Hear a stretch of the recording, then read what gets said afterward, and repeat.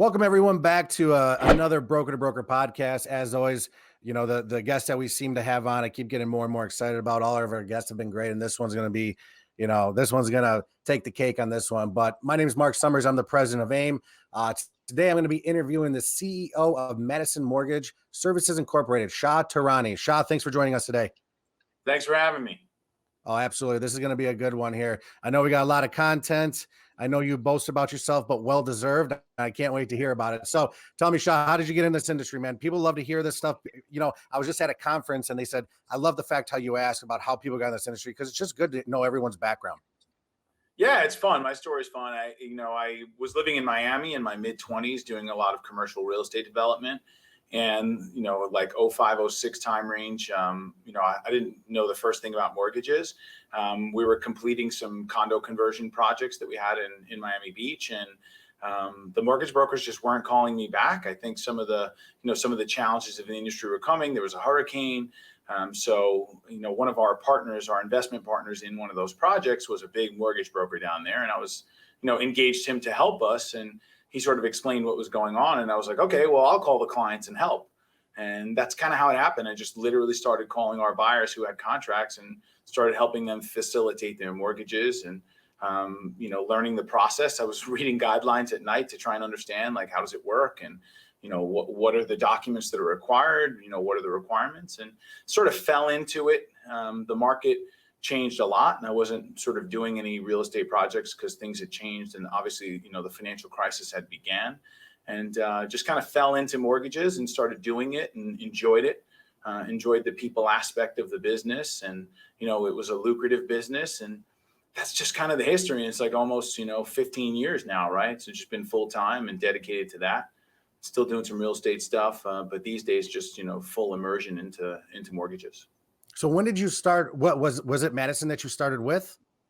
No, actually, Madison's only like a little bit over a year in the making. I was in retail for a long time. That's a bad word.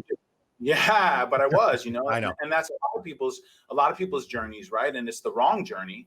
But certainly that's my experience. But jumped into the broker world about 2.5 years ago. Got always with the intention of forming Madison, but we're located in New York, and the banking department is more careful and calculated about who they issue licenses to.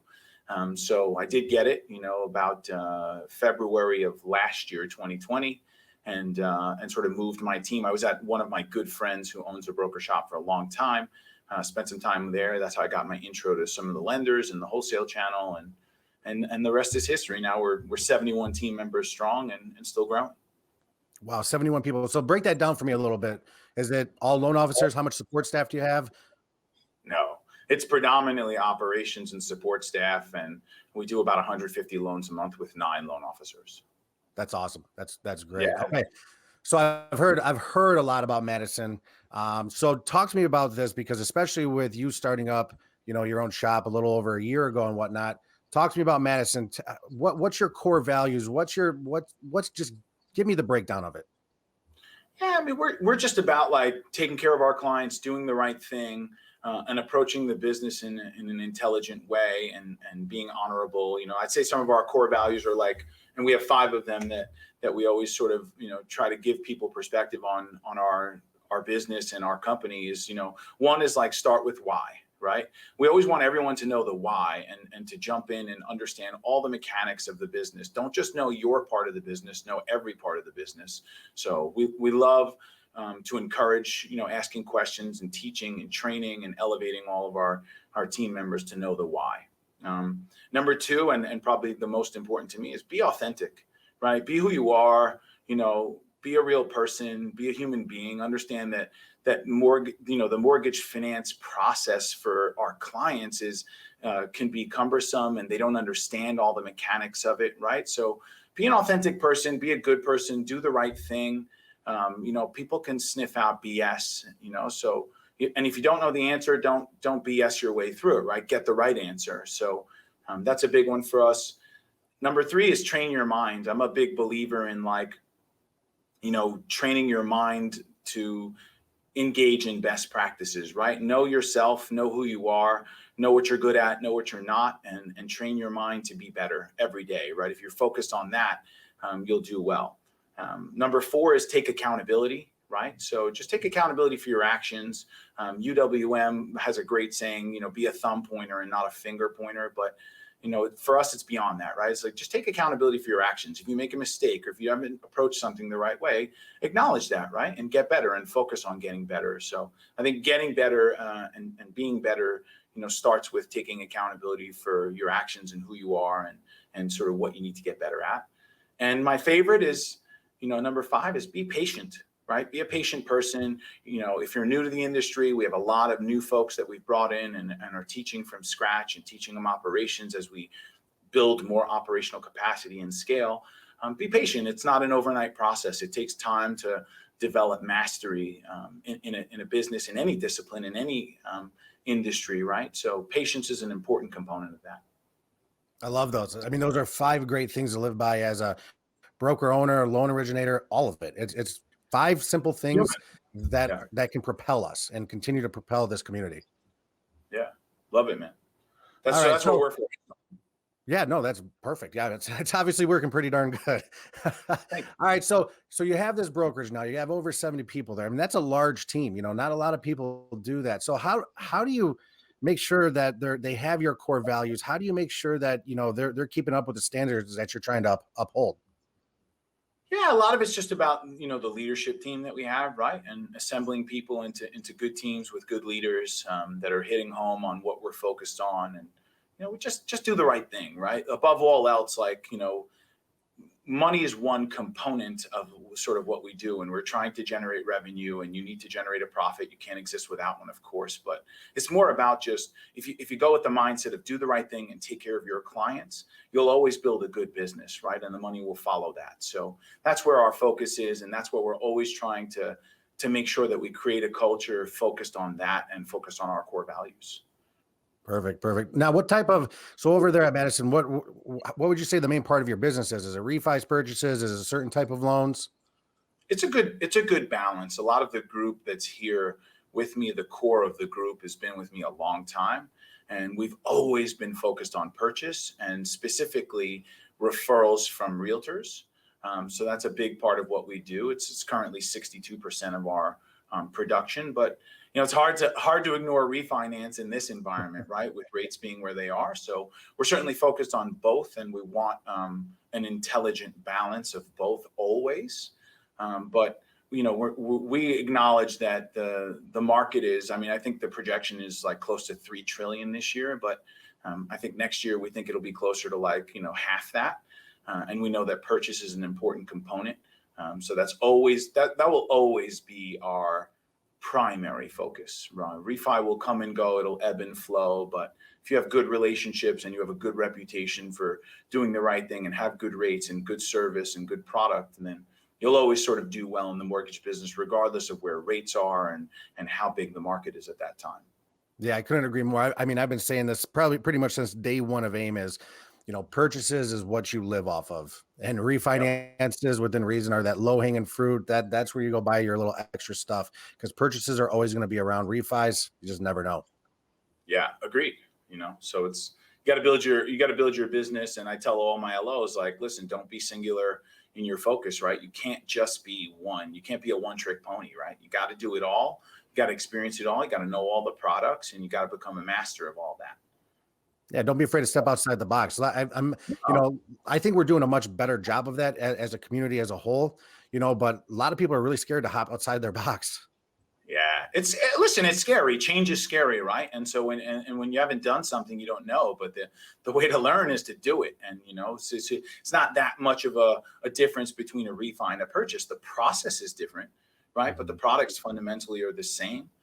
And it's like, take an intelligent approach, learn from others that are doing it well, right? So part of what AIME does so beautifully and sort of this communication apparatus is there are resources at your disposal available to master. There's so many people that do purchase so well in our community, right? Leverage those resources, ask questions, get best practices from them. And it'll take time, be patient, and you'll learn. Absolutely.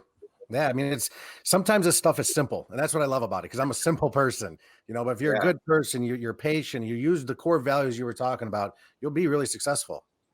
Yeah, I agree, and it's worked, and the proof's in the pudding, right? And look, this is not an easy business, right? There's a lot to know. It's hard, right? And if you want to do it right, you got to work hard and you got to be focused. But set goals and go after them, right? And chart your path. Say like, here's my goal. This is what I want to accomplish. I'm doing all refi. I want to be 30% purchase within 90 days. Like, okay, so how do you get to that? Set measurable goals and go after them. Absolutely. Love it. I always talk about that. Write down your goals, always be able to see them, make sure they're obtainable, have stretch goals. Yeah, I couldn't agree more. Yeah, that's sort of our approach to things. That's sort of, and it affects every discipline of what we do, right? It's not just a sales goal. Like there are operations people that it's like, okay, the goal is for you to have this knowledge set by this time. The goal is for you to be submitting these number of loans by this time or clearing loans by this time, right? This is your targets, right? And if you set targets for people and then you just got to help them on the journey, like how do you get there? How do you get to that goal? What do you need to know to get to that goal? And so that's our focus as we scale. I have some pretty lofty goals myself. And so, but it's fun. I enjoy the process. I wake up every single day, Mark, and I love what I do. I love coming here to my office. I love my team. It's not about money for me. It's just about enjoying the journey and enjoying the process and going after my goals. And we've hit a lot of them, and there's a lot more that we're going to hit over time. And so I think for the community as a whole, it's like, look, figure out what you want to accomplish, right? So everybody has different goals and everybody has different objectives and everybody wants to approach the business differently, right? And so that's good, right? Like figure out what's your goal, what are the tools, who are the lenders that you need to use to get there, right? And if you focus on that, I think that's the right approach. Absolutely love it. Yeah, I mean, I know that we get beat down sometimes as loan officers, as broker owners, whatever you want, somewhere in this business. But you're right. You got to wake up and love what you do. You got to realize what you're doing, and I've said it before. We truly do change people's lives. Definitely, no question about it. The impact that we have is significant, and we can give somebody a great experience buying a home, or we can give them a terrible one, right? If we do a bad job. So got to focus on how you make every single client have an incredible experience, and not for your brand, but just to do the right thing, right? To be a good person, right? It's like these are people. They're buying houses. They're putting their families in them, their kids in them. They're going to live in them for years. And so I think, again, if you go with that approach and that's where your focus is, like the rest is easy. Love it. Absolutely love it. We're on the same page. We're on the same page, my man. Yeah. Absolutely love Man. that. All right. So obviously you're growing your business pretty darn fast here. So I want to switch gears here and start talking about growth. Okay.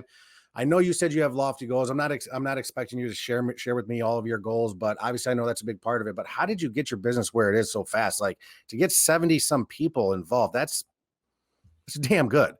Yeah, it was hard. It was hard. It was challenging.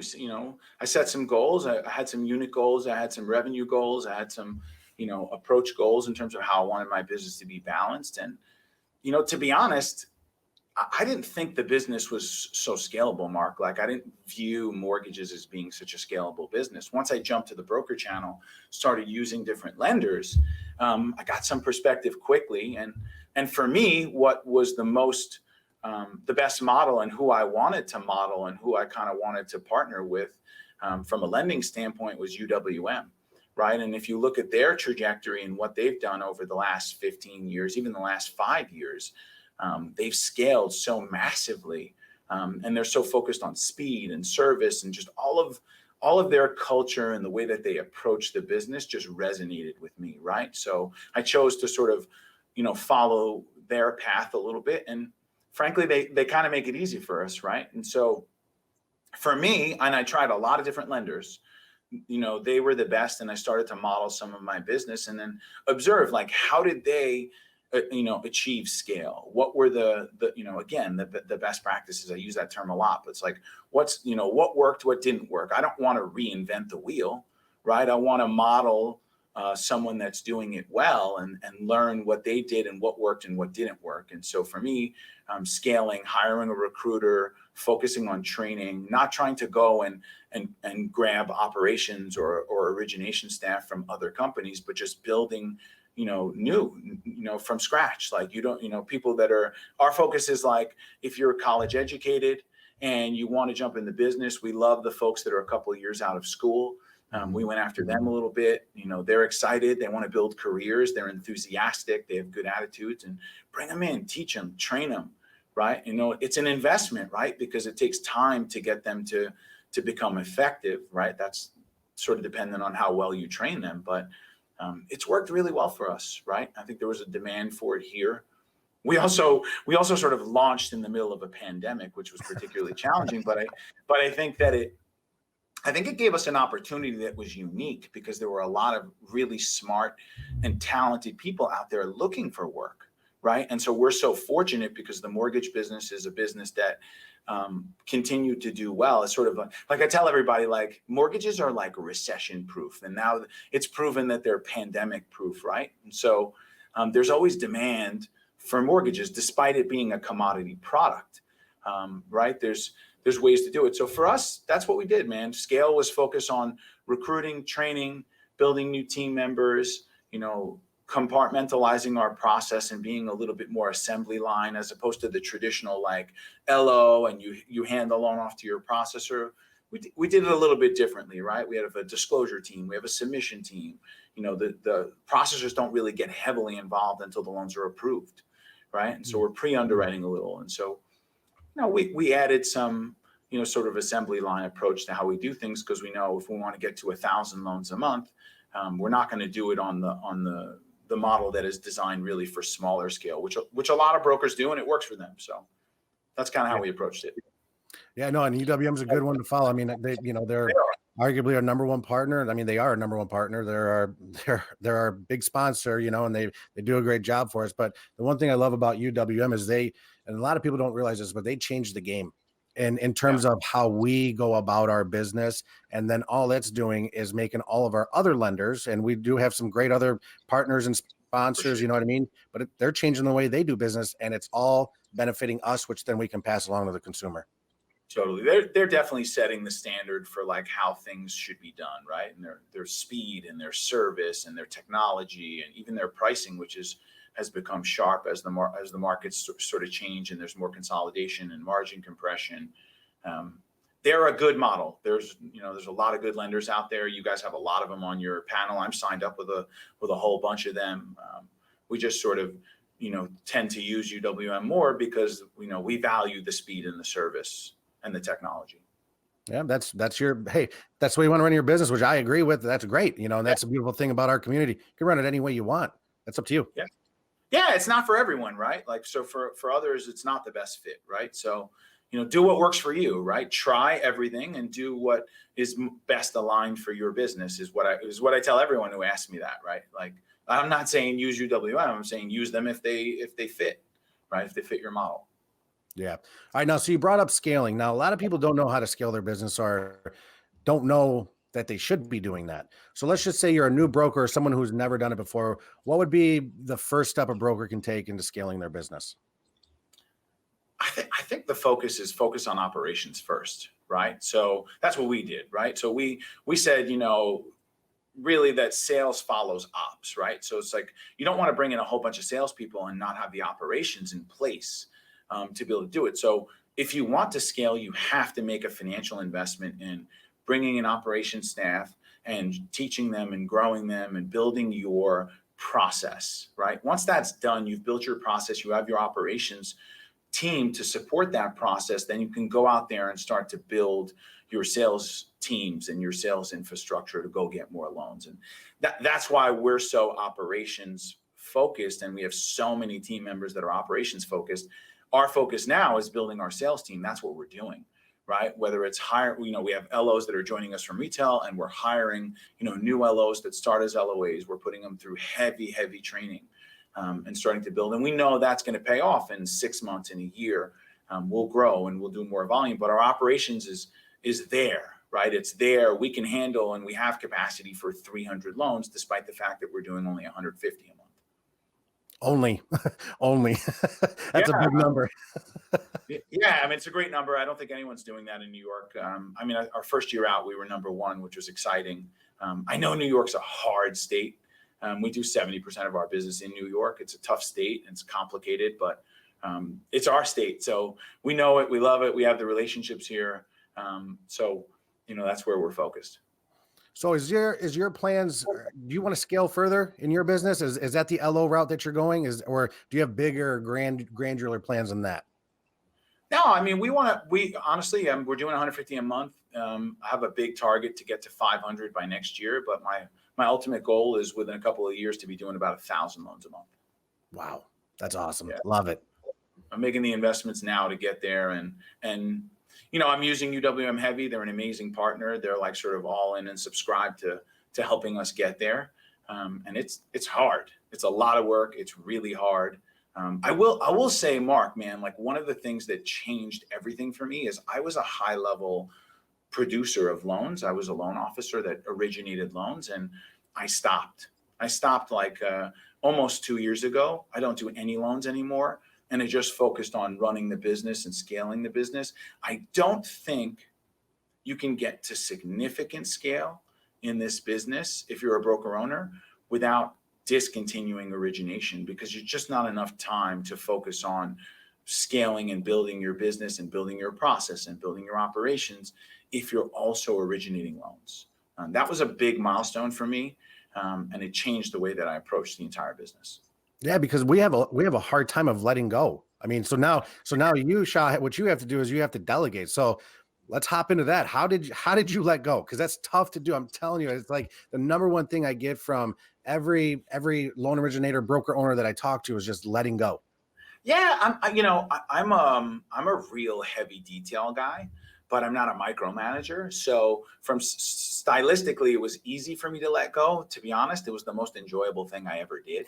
If you're a broker owner and you're thinking about scaling, it's amazing. Letting go and not having to talk to realtors and clients every day. It gave me a renewed perspective on the business. I'm more into the operations and the technology. So for me, it was a natural progression. I enjoy the mortgage business a lot more, not originating, right? And so what I would tell you out there is, like, if you really genuinely enjoy all the aspects of origination, then maybe mass scale is not, for you. But if you don't love it, but you love the business and you like the operations and you like the tech and the concept of scaling, then maybe it's right for you. But again, it's like, you got to, for all of you out there, you got to figure out what's good for you, what works for you, what's best for you and your family and your life dynamic and how many hours you want to put in, right? And so that's what you got to figure out before you do anything. Love it. Absolutely love it. All right. So you're not just in New York, right? I think you said you did 70% in New York. We have 14 states that we are currently licensed in. We're adding a few more, but 70% of our business is New York, and about 25% is the state of Maine. And then we have, we're sprinkled in other states where we're not heavily focused, but we like having those licenses because we get a lot of referrals. We do some Florida, we do some Georgia, we do some Pennsylvania, we do some, some Maryland and Massachusetts. We mix it up a little bit. So how do you find? We did our first California loan actually last week, which was fun. Yeah. That's a different animal over there. I'll tell you that. It was cool. It was really fun to learn it and understand it. And, every state operates differently, right? The process is different everywhere. So, but that's the fun stuff, right? Is digging into that, learning, understanding how different states do it differently. For me, I really enjoy that stuff.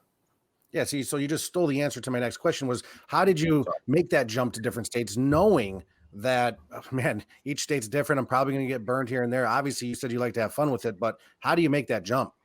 Yeah, I mean, so obviously we're located in Lake Success, New York, which is like 30 minutes outside of Manhattan. And so which is technically Long Island. And I never had any plans to open any branches, right? I was like, nah, I'm one office. I like it. I want everyone here. I think it impacts culture. I think it impacts the way that you approach process and operations. But met a good friend, got an introduction to someone who's a close friend and a partner of mine now, Skylar Welch, who was pretty well known, I think, in the AIME community. And, she was looking and wanting to make a pivot and a move. And I think she looked at a lot of different organizations. She evaluated opening her own broker shop, which she's extremely capable of doing. And we just started talking and evaluating, and her focus, and you're just going to everything that we're discussing, like her focus was she didn't want to do that operation stuff. She didn't want to do all the broker owner stuff.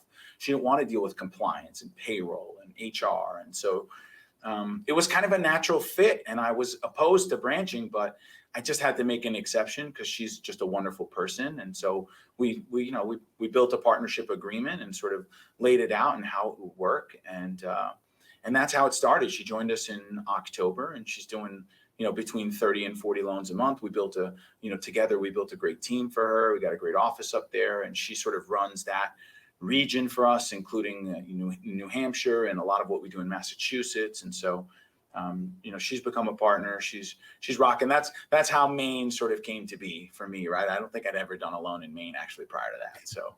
And look, Maine is super interesting too. It's like it's a compressed state that, the closings have to occur very fast. It's a 30-day closing state on purchases, which is much different than New York, because New York's more of like a 60 to 90.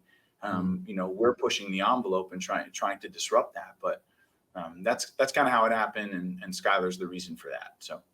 Gotcha. See, I didn't know that, but Skylar is one of my most favorite people in this industry. She was one of my first guests on when when AIME first started. We did something called the Talk, and she was one of my first ones. She was so nervous about it, but ever since then, we've always had a good relationship. And no, she's legitimately one of the best in the business. Yeah, she's great. She's got a wonderful family and great kids, and she's like always focused on like how to balance, but she's a worker and she's a winner, and it was easy. Frankly, it was easy. I feel lucky and fortunate to have been able to partner up with her, and we're doing some great things, and we have some good goals. We have goal alignment, right? Like our focus is the same. That's why it was sort of a natural progression for us to do it. And I enjoy interacting with her every day, and she's super fun, super smart, and she's added a lot of unique perspective to the way that I approach things, which I didn't see from her. She's added a lot of value for us in just what we're doing in New York as a result of her experiences. So she's wonderful. She truly is. That's great. Now you brought up something about her that I want to touch base on too, which is she's all about balance and organizing, and you got to have a balance with your family. I'm telling you, it's super important. We all could work 24 hours a day, but we're going to pull our hair out. I'm already losing mine, so it doesn't matter. But tell me about how do you organize and balance your time at Madison and with your family and friends? How do you balance that out? My rule is I go pretty hard during the week, Monday to Friday, but I just do not work on the weekends, right? So I try to do early schedule a couple days a week so I can get out early. I have a 16-month-old son. I got a baby on the way. So congratulations. Thanks, man. Trying to balance all that really well. Trying to learn how to achieve better balance, but I'm dialed in. I'm a worker. That's just my nature. So it's what I like, and I'm passionate about it. So for me, like, I don't even consider this to be work. Right? Like, to be honest, it's like, I just love it. Like I said, every day I'm like, let's go, what are we doing today? What are we focused on? I try to be very scheduled, about sort of how I approach things. So that helps a lot, like keeping a tight calendar, trying to allocate time appropriately, right? That's our most valuable commodity is time. And so from a balance perspective though, just, my weekends are, for my family. Yeah. See, once again, being a broker, you can do it any way you want. Being an originator, you can do it any way you want. I get up at 4:45 every morning because if I'm in town, I'm not doing something for AIME or whatever. I'm not missing my kids' games, and they start early during the summer. You know what I mean? So it's big, and you can do it any way you want. So I'm an early morning riser. Got it. You do the early schedule. It sucks, but you just get used to it. You get adapted. I do it, but I sort of come in and out of it, right? So it's like some days I'll be here at 6, some days I'll be here at 9. So just depends on the day, the week, what's currently going on. So just try to balance it and be focused and work hard. Awesome. So Shah, I love everything that you're saying today. We're pretty much in the same alignment as well. And a lot of people I'm talking to, we're in the same alignment here.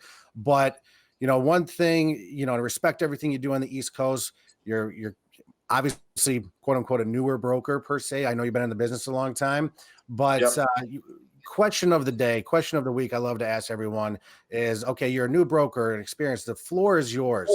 What advice do you want to give to this community? Because I know a lot of people in this community and a lot of people respect you. So I know this is going to go a long way. So what advice or, give us something to the community. Yeah, I mean, my advice is just a lot of what we talked about, right? Like focus on how you wish to approach the business, right? How do you want to approach the business? Set goals around that, right? And go after them. And just like, what works for me doesn't necessarily work for everyone else, right? So you just got to take your approach, focus on purchase. If you're super refi heavy, I don't think that's a sustainable long-term model. I'm not talking about this year, next year. I'm talking like focus on what's your next 5 years and 10 years look like. Start planning 2022 and 2023 now, right? You have to lay the foundation for your success in those years now, right? So focus on purchase, focus on relationships. Leads are good too, supplement all that, but most importantly, focus on your operations and your approach to how you specifically want to run your business. Love it. Absolutely love it. I mean, no, Shah, I appreciate everything that you're saying here. It's true. You're not going to be all these. Sometimes people just can't be these big hitters where they're closing 350 loans, a year by themselves or with one assistant. That's not for everyone. It's you got to set goals to make yourself better. And then, the one thing that I tell a lot of people is, then reward yourself for hitting those goals. If you're a 6 loan a month person and that's enough for you and that extends you, great. Do it, but then celebrate it as well. Totally. And that's like, I've known so many brokers that are like, they're doing 10 loans a month or 12 loans a month and they're happy with it. And it's like, man, if you're happy, scale may not be for you. Do those loans. If your focus is, I want to be home at 5 o'clock and I want to hang out with my family and want to hang out with my kids and do other things, great, do that, right? Like figure out how to be, the best version of that, right? Figure out how to be more efficient in how you approach the business, because you want that time, right? You figure out how to reduce your stress, but also figure out how do I build longevity in the business, right? How do I make sure that, that my business is well engineered for now, 3 years from now, 5 years from now. Perfect. Yeah, because it's a balance though, you know what I mean? Because you just don't want to do enough. And I always look at it from the standpoint of, we are what's best for consumers. And I've said that since day one. So I want to help as many consumers as I can, but I also don't want to have a heart attack doing it. Yeah, for sure. No, for sure. Yeah, focus on your health and focus on like what you're eating and how you're approaching life and like be like a person first and then work second. Right. But, that's for me, that's worked well. Perfect.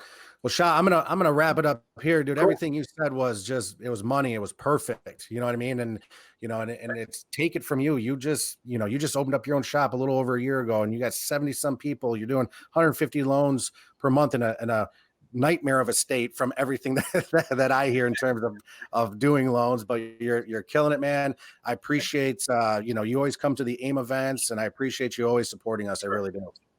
Yeah, my pleasure, man. It's easy to support you guys because you guys are great and doing a lot for us. I've learned so much also as being a member of this community, right? Like, all the other brokers that have helped me as I'm scaling and building my business, right? I didn't do it all by myself. I leaned on people that have been doing it for years and knew. So I appreciate you and I appreciate AIME and I appreciate everything that you guys contribute to the community on a day-to-day basis. My pleasure. It's easy to work with people like you. Let's just say that. So Shah, thanks for sharing your insights with us today. And we're going to wrap it up here. So brokers, if you want to get caught up on all of our past podcast episodes, please head over to aimgroup.com/broker to broker. You can also listen to all of the Broker to Broker podcast episodes on iTunes, Spotify, and Google Podcasts, and pretty much anywhere where you can download podcasts. So do me a favor, listen to this one. Please rate our podcast. Please subscribe to it, download them. It helps us get the podcast out there and spreads the word that brokers are better. And Shah, you're a perfect example of that. And appreciate your time. Okay, man. Have a good day. All right, you too.